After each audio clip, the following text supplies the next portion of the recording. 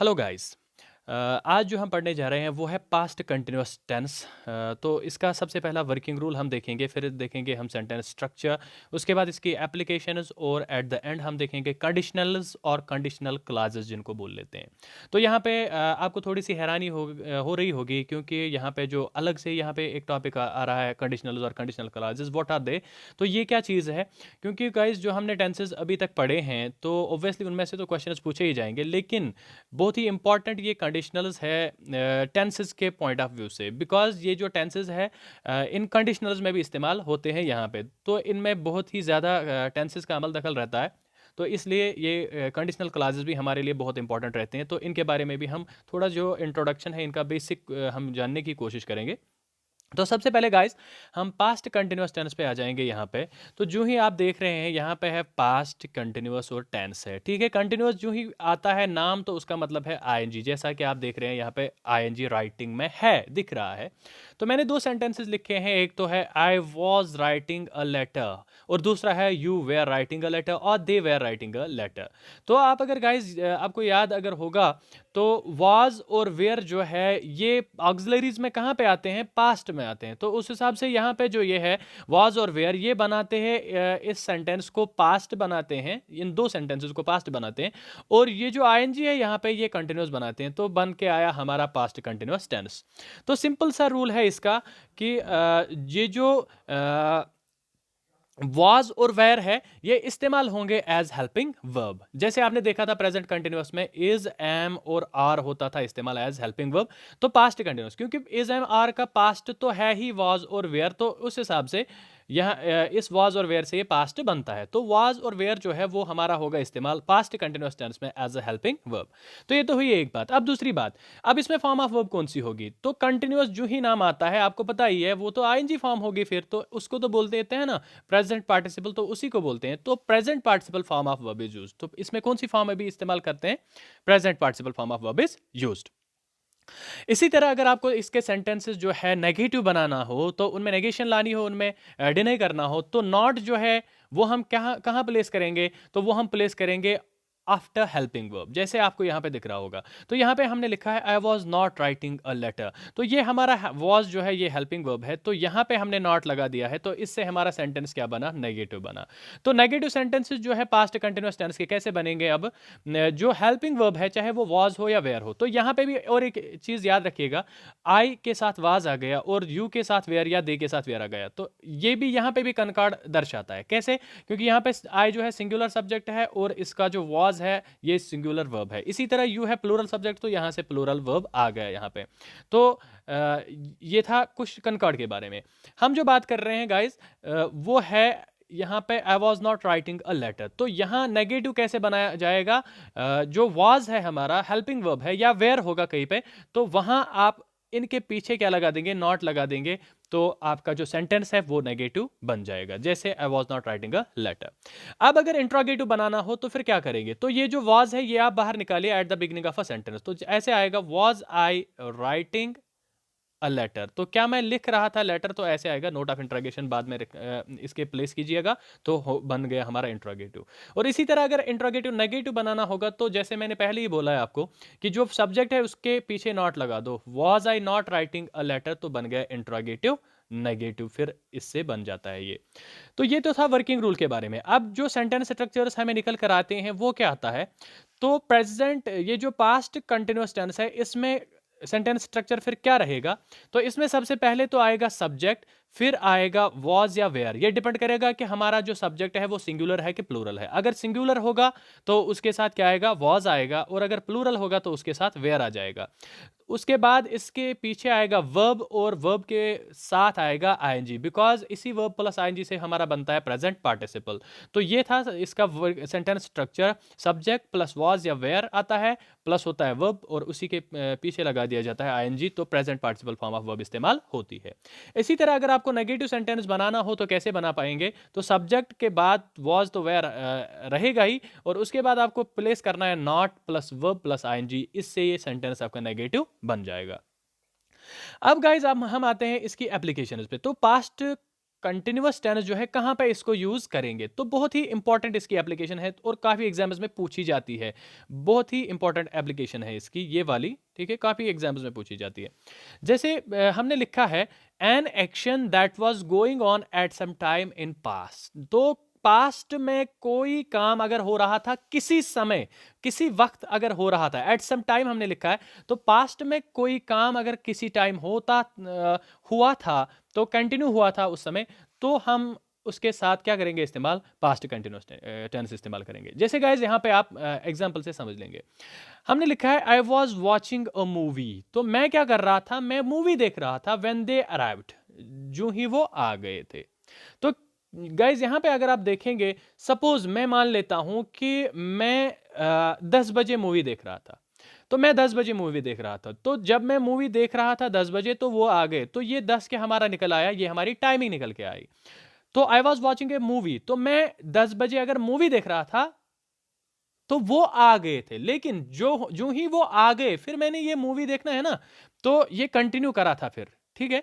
तो ये काम जो है ये कंटिन्यू हो रहा था पास्ट में, कब, एट सम टाइम, किसी वक्त पर। तो वो वक्त किस किस चीज ने यहां पे दिखाया आपको, व्हेन दे अराइव्ड। यहां पे सपोज व्हेन दे अराइव्ड यहां पे है ना, यहां पे तो ये आपको टाइम दिखा रहा है। सपोज वो आए थे 10 बजे, तो मैं 10 बजे मूवी देख रहा था, तो कंटिन्यू हो रहा था ये काम।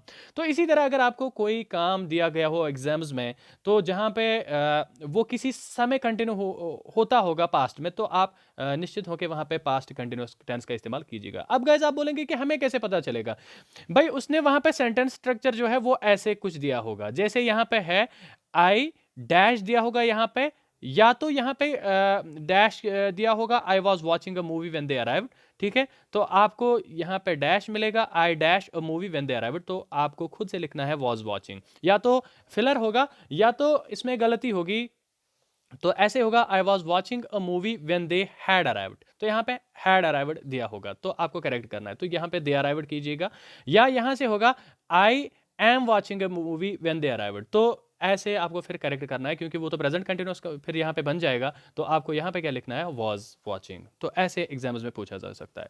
तो दूसरा जो इसका यूजेज है वो है, इसको कभी कभार इस्तेमाल किया जा सकता है कौन सी एक्शन एक्सप्रेस करने के लिए, तो एक प्रिसाइज टाइम में जो एक्शन हुई होगी। एक तो ऐसा कुछ हमारे पास टाइम था, इसमें तो टाइम मेंशन नहीं था, ये तो मैंने समझाने के लिए यहाँ पे 10 ले लिया था, ये तो मैंने सपोजिशन की थी, ठीक है।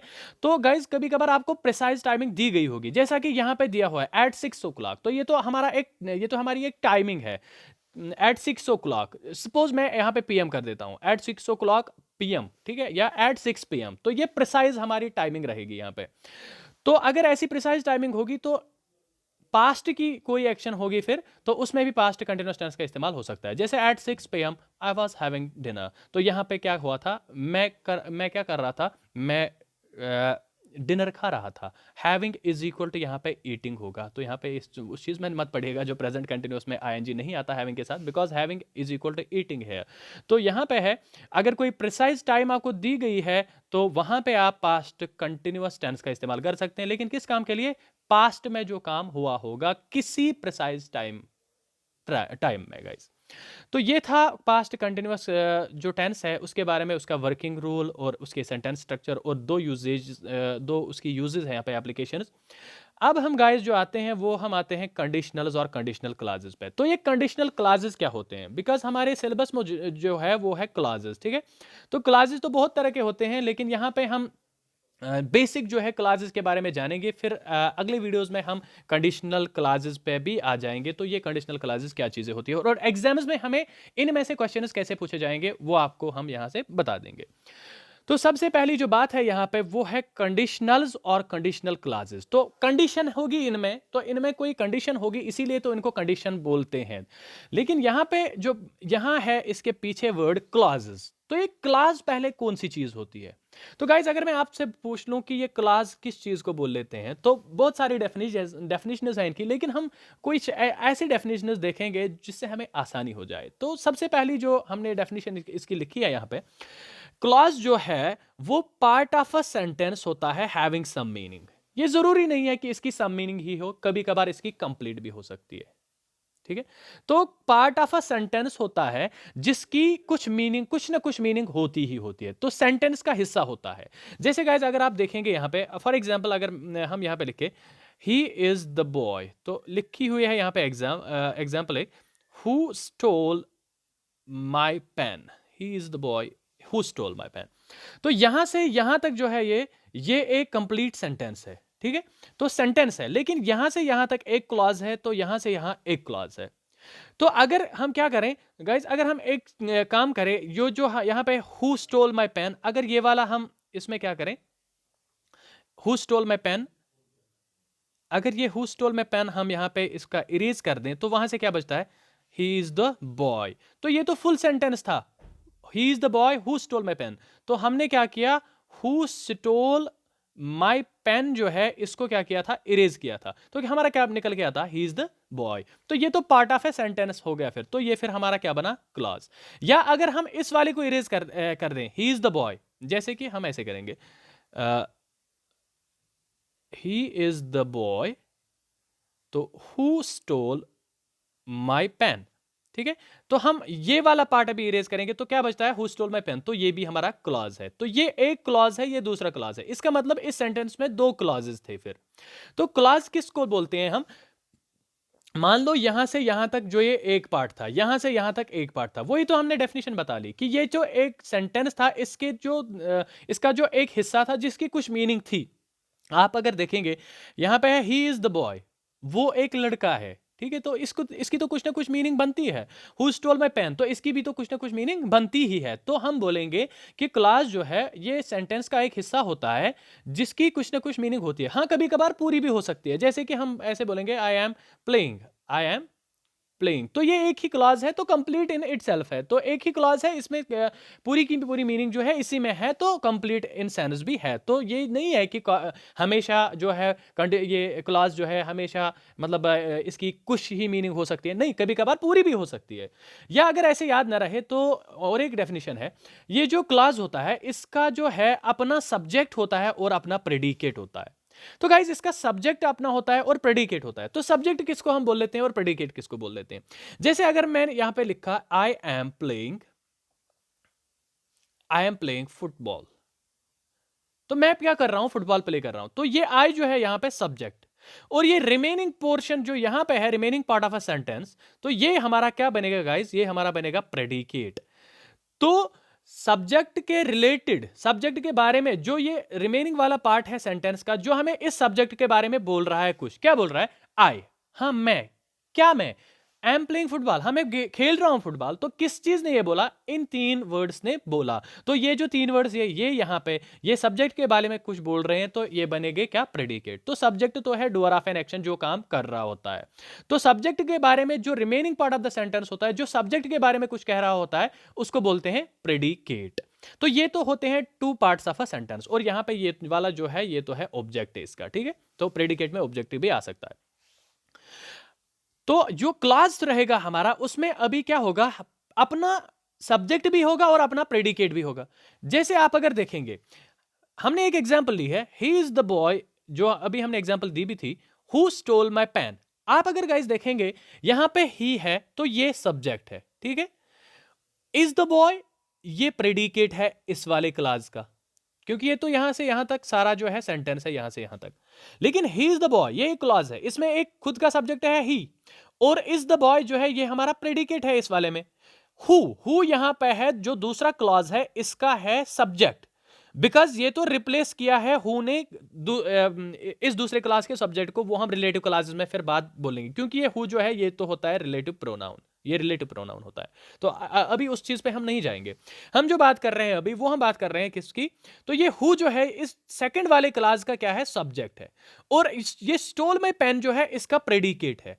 तो इस क्लास का अपना सब्जेक्ट और अपना प्रेडिकेट, और यहां पे भी अपना सब्जेक्ट और अपना प्रेडिकेट। तो यही तो हमने बोला कि क्लॉज तो यही होता है कि ये सेंटेंस का वो हिस्सा होता है जिसका खुद का सब्जेक्ट होगा, खुद का प्रेडिकेट होगा। जैसे आपने देखा तो ये वाला यहां से यहां तक ये सेंटेंस का एक हिस्सा है, यहां से यहां तक ये सेंटेंस का दूसरा हिस्सा है।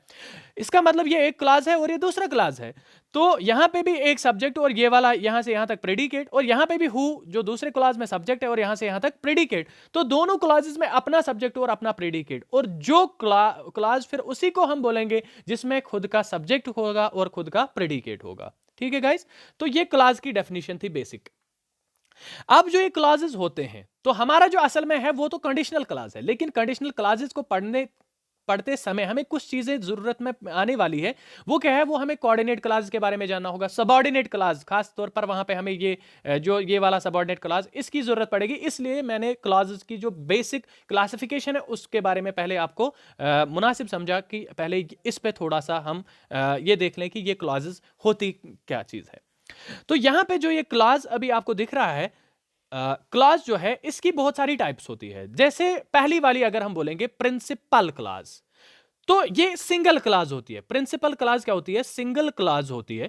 ठीक है, तो पहली जो इसकी टाइप है क्लॉज की, प्रिंसिपल क्लॉज उसको बोलते हैं। तो सिंगल क्लॉज होती है, तो कंप्लीट इन मीनिंग अपने आप में कंप्लीट इन मीनिंग होती है। या आप अगर देखेंगे यहां पे आई गो टू दिल्ली, तो इसमें थोड़ी ना आपको कोई दूसरा क्लॉज दिख रहा है। अगर मैं यहां से यहां तक देख लूं तो ये सब्जेक्ट है इसका, यहां से यहां तक ये इसका है प्रेडिकेट। तो ठीक है, ये एक सिंगल क्लॉज है। तो इसमें क्या है? इसमें अपना एक वर्ब है। ठीक है, तो ये हम बोलेंगे कि ये प्रिंसिपल क्लॉज है। तो प्रिंसिपल क्लॉज किस चीज को हम बोल लेते हैं? ये वो क्लॉज है जो सिंगल होता है और कंप्लीट होता है खुद में ही। तो कंप्लीट इन मीनिंग होता है, तो इसको बोलेंगे प्रिंसिपल क्लॉज। उसके बाद जो दूसरा टाइप है इसका, वो है कोऑर्डिनेट क्लॉजेस। कोऑर्डिनेट क्लॉजेस, तो जैसे आप देख रहे हैं कोऑर्डिनेट क्लॉजेस, यहां पे तो क्लॉज था तो सिंगल है, लेकिन यहां पे क्लॉजेस है तो ये सिंगल नहीं होगा, तो ये दो होंगे या दो से ज्यादा होंगे। तो ये जो कोऑर्डिनेट क्लॉजेस होते हैं, दो होते हैं या दो से ज्यादा होते हैं। लेकिन इसमें क्या होता है? एक क्लॉज जो होता है वो दूसरे पर डिपेंड नहीं करता। इस हिसाब से ये क्लॉजेस ऑफ इक्वल रैंक्स होते हैं। तो क्लॉजेस ऑफ इक्वल रैंक्स किनको बोलेंगे? जिनमें एक क्लॉज दूसरे क्लॉज पर डिपेंड नहीं करता मीनिंग के लिए। जैसे आप एग्जांपल से समझ जाएंगे। हमने यहां पे लिखा है sentence, the earth is round, the earth is round and we can prove it. तो यहां पे हमने लिखा है the earth is round and we can prove it. आप देखें guys, the earth is round ये एक क्लॉज है और वी कैन प्रूव इट ये दूसरा क्लॉज है। और यहां पे इन दोनों को कनेक्ट करने के लिए एक कनेक्टर का इस्तेमाल हुआ है, या इसको हम कंजक्शन बोलेंगे। कंजक्शन एंड का इस्तेमाल हुआ है। तो गाइस आप अगर देखेंगे, अगर इस वाले क्लॉज को हम लेंगे द अर्थ इज राउंड, तो जमीन जो है वो क्या है? वो हम बोलेंगे गोल है। ठीक है, तो हाँ, ये जो है ये वाला क्लॉज यहां से यहां तक ये कंप्लीट इन मीनिंग है। तो ये अपनी मीनिंग के लिए इस वाले क्लॉज पर डिपेंड नहीं कर रहा है। तो इसी तरह अगर हम देखेंगे, ये तो दूसरा क्लास है, वी कैन प्रूव इट, हाँ हम कुछ भी प्रूव कर सकते हैं, तो इसकी भी खुद की मीनिंग है। तो ये वाला क्लास जो है इस पे मीनिंग के लिए डिपेंड नहीं कर रहा, और ये वाला जो क्लास है ये भी अपनी मीनिंग के लिए इस वाले क्लास पे दूसरे वाले क्लास पे डिपेंड नहीं कर रहा है। तो यही तो होते हैं कोऑर्डिनेट क्लासेस, जो दो होते हैं या दो से ज्यादा होते हैं, लेकिन एक दूसरे पे डिपेंड नहीं कर रहे होते हैं मीनिंग के लिए। तो इन्हीं को हम बोलते हैं क्लासेस ऑफ इक्वल रैंक्स, जो एक दूसरे पे डिपेंडेंट ना हो। तो इंडिपेंडेंट क्लासेस होते हैं, कोऑर्डिनेट क्लासेस जो है इंडिपेंडेंट क्लासेस होते हैं, एक क्लास दूसरे क्लास पे डिपेंड नहीं कर रहा होता है। जैसे आप देखेंगे इस वाले क्लास की अपनी मीनिंग है, इस वाले क्लास की अपनी मीनिंग है। तो अगर हम ये वाला जो है द अर्थ इज राउंड, ये यहां से हम इरेज करें तो यहां से निकल आता है वी कैन प्रूव इट, इसकी खुद की मीनिंग है, ठीक है, तो ये कोऑर्डिनेट क्लास है। और इसी तरह अगर हम क्या करें, अगर हम इस वाले वी कैन प्रूव इट को ऐसे इरेज करें तो यहां से निकल आता है द अर्थ इज राउंड, तो ये वाला खुद भी अपने आप में कंप्लीट है, तो ये भी क्या कहलाएगा? कोऑर्डिनेट क्लास कहलाएगा। लेकिन गाइस आपने देखा होगा यहां पे इनके बीच में लगा है एंड, तो ये एंड जो है ये हमारा कंजक्शन है, लेकिन कौन सा वाला कंजक्शन है? ये हमारा कोऑर्डिनेट कंजक्शन है। तो कोऑर्डिनेट कंजक्शन किस कंजक्शन को बोलते हैं? ये वो कंजक्शन है जो किन क्लासेस को ज्वाइन करता है? Class of equal ranks.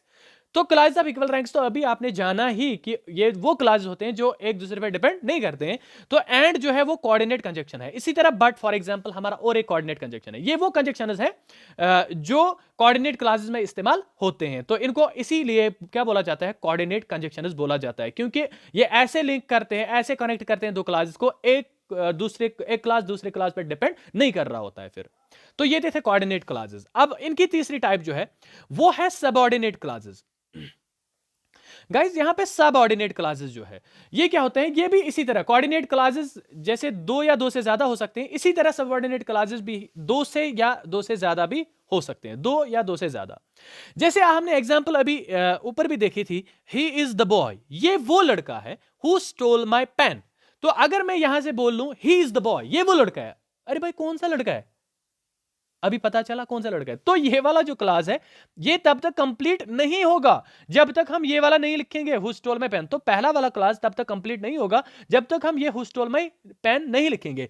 तो अगर मैं ऐसे बोलूं ही इज द बॉय, ये वो लड़का है, कौन सा वाला लड़का, हाँ वो लड़का, हु स्टोल माय पेन, जिसने मेरा पेन क्या है, चुराया है। तो यहां पे बोलेंगे ये जो ही इज द बॉय है, ये हम क्या बोलेंगे, ये हमारा है सबऑर्डिनेट क्लास, और ये यहां पे हमारा बनेगा मेन क्लास। क्योंकि जो ये सबऑर्डिनेट क्लासेस होते हैं इनमें जो वाला डिपेंड कर रहा होता है उसको बोलते हैं सबऑर्डिनेट, जो डिपेंड कर रहा होता है उसको बोलते हैं सबऑर्डिनेट, और जिस पे डिपेंड कर रहा होता है उसको बोलते हैं मेन क्लॉज। तो यहां पे आपने देखा guys, he is the boy, इसने डिपेंड करा किस पे, इस वाले पे, तो ये बोलेंगे हम ये वाला सबऑर्डिनेट है और ये वाला है मेन क्लॉज।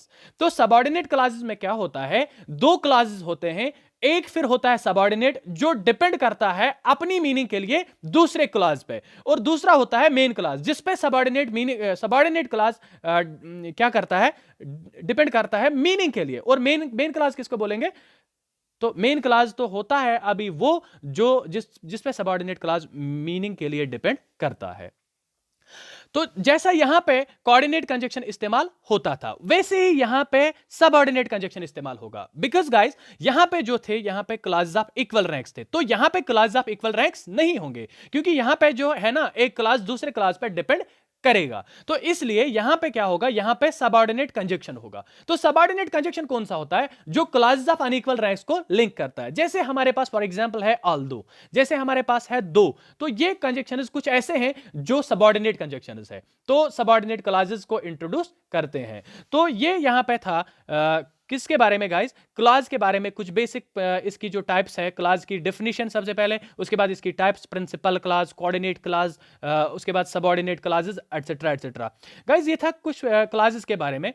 उसके बाद मैं यहाँ पे मैंने एक हाईलाइटेड ये यहाँ पे दिया है, तो क्लासेस को हम कंटिन्यू करेंगे, लेकिन एक वीडियो में हमने बोला था प्रीपोजिशंस के बारे में, तो फिर एक क्वेश्चन आया था प्रीपोजिशंस पे हमें। गाइस वो क्वेश्चन क्या था, हमने लिखा था he died from corona, he died from corona. तो क्वेश्चन हमारा आया था, किसी ने हमें भेजा था कि आप इसकी जो है एक्सप्लेनेशन बताइए, क्योंकि यहां पे आ सकता है he died of corona.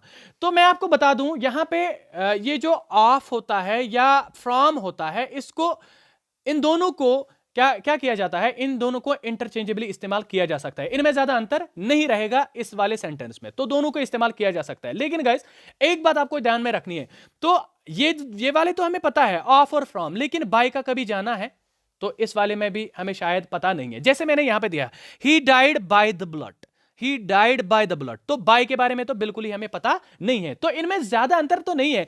Bye का मतलब है यहां पे किसी चीज से, अगर बाय का मतलब किसी चीज से, बाय समथिंग की मीनिंग जब आएगी, तो बाय समथिंग की जब मीनिंग आएगी गाइस, तो हम बात कर रहे थे गाइस, तो बाय समथिंग की जो मीनिंग जब आएगी किसी चीज से, ही डाइड, तो कारण क्या था, बाय द ब्लड, तो कोई चीज थी, ब्लड कोई चीज थी, इसीलिए यहां पे बाय आ जाएगा। तो ये आप छोड़ें। क्वेश्चन जो था हमारा वो क्या था, आपने ये पूछा गया था कि आपने यहां पे फ्रॉम लिखा है, हमें लगता है कि यहां पे ऑफ आ जाएगा। देखें अगर ये भी ऑफ जो है ये भी हमें कॉज दिखाता है, और फ्रॉम भी हमें क्या दिखाता है, कॉज दिखाता है, तो दोनों हमें कारण दिखाते हैं। लेकिन ये आप ध्यान में रखें, अगर कॉज डायरेक्ट होगा तो ऑफ इस्तेमाल किया जाएगा, अगर कॉज इनडायरेक्ट होगा अगर कॉज इनडायरेक्ट होगा तो फ्रॉम इस्तेमाल किया जाएगा, तो अगर इनडायरेक्ट कॉज होगा तो फ्रॉम इस्तेमाल किया जाएगा। जैसे आप देखें ही डाइड ऑफ कैंसर, तो यहां पे जो डायरेक्ट वाला कॉज जो है वो कैंसर है, इसीलिए यहां पे ऑफ आ गया। तो ये जो यहां पे है ये क्या है, इनडायरेक्ट कॉज है, इसीलिए फ्रॉम। तो मैं गाइस आपको एक एग्जांपल देता हूं। फॉर एग्जांपल एक शख्स है, वो गिरा, सपोज ये हमारा रूफ है, ठीक है, ये एक मकान है, यहां से एक शख्स गिरा तो वो मर गया, तो हम क्या कहेंगे, he died from falling, he died from falling. क्यों बोलेंगे he died from falling? Because क्योंकि ये फॉलिंग जो थी उसकी इनडायरेक्ट कॉज थी। देखिए गाइस, क्योंकि असल में अगर हम देखें वो जब नीचे आया, नीचे गिरा, तो यहां पे क्या हुआ, असल में वो फॉलिंग से नहीं मरा। असल में अगर आप देखेंगे वो फॉलिंग से नहीं मरा, वो किससे मरा, वो स्ट्राइकिंग की वजह से मरा। अगर वो फॉल होता जाता तो फिर तो नहीं मरता। असल में वो रेस्ट में आ गया, इसीलिए मरा। तो यहां पे जो है इनडायरेक्ट काज है। तो इनडायरेक्ट काज आप यहां पे कोशिश कीजिए समझने की, इनडायरेक्ट काज क्या है। वो असल में फॉलिंग से नहीं मरा, असल में जब वो यहां पे रेस्ट में आ गया तो ग्राउंड के साथ स्ट्राइक हो गया, तो उसका क्या हो गया, उसका ब्लड लॉस हो गया, तो इंजरी हो गई। तो असल में तो वो ब्लड लॉस और इंजरी की वजह से मरा था, ठीक है। तो लेकिन जो ये फॉलिंग वाला है ये इनडायरेक्ट काज है, इसलिए यहां से फिर फ्रॉम आ जाएगा। तो यही मैं बात बोल रहा था यहां पे। तो ये जो है, ये वाला जो है इनडायरेक्ट कॉज है, और ये वाला जो है डायरेक्ट कॉज है, इसलिए यहां से ही डाइड फ्रॉम कोरोना आ जाएगा, और यहां पे क्या आ जाएगा, ये वाला आ जाएगा he died of cancer. Because जब आपको कॉज होगा तो डायरेक्ट होगा, तो वहां पे ऑफ आ जाएगा, और अगर कॉज इनडायरेक्ट होगा तो वहां पे क्या आ जाएगा, फ्रॉम आ जाएगा। तो गाइज ये थी एक्सप्लेनेशन इस चीज की कि हमने फ्रॉम का इस्तेमाल क्यों किया था यहां पे।